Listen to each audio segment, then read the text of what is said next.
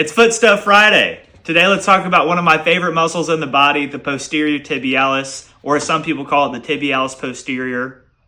It's a pretty hot debate right now, but potato, doesn't really matter how you say it. What matters is that it controls your foot arch. And we're going to be talking about why that's so important and 2 exercises you can do to start strengthening this muscle. Having a strong and stable foot arch is honestly one of the most underrated things you can do to reduce the risk of pain and injury, not only in your foot and ankle, but really throughout your entire body. And what the posterior tibialis does is when I step, it makes sure that my foot arch doesn't excessively collapse into the ground. There needs to be a little bit of that collapse called pronation, but what the issue is when it becomes too much. And that's the posterior tibialis's job, is to make sure that we keep a little bit of rigidity on the foot as we're pushing off.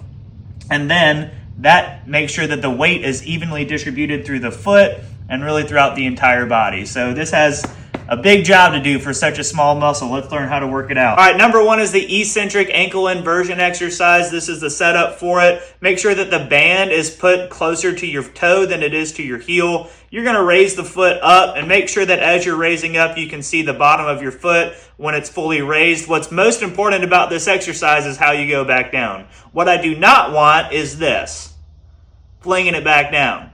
When you're up, I want you to eccentrically control it on the way back. Go really slow. You might feel a little shake in your foot and your ankle. That's good. That means the posterior tibialis is juiced up.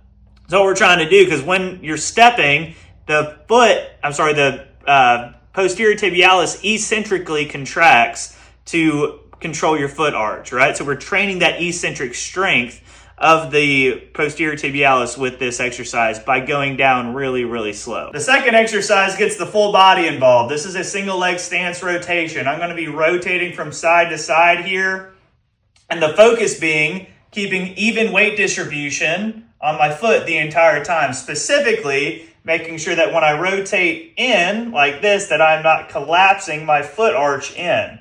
I'm keeping it stable, and that's the posterior tibialis doing its job. This one's tough, so you don't have to do it with a kettlebell at first.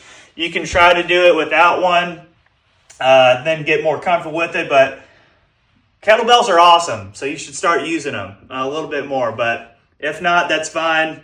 Do those 2, get your strong foot arches. Thank me later.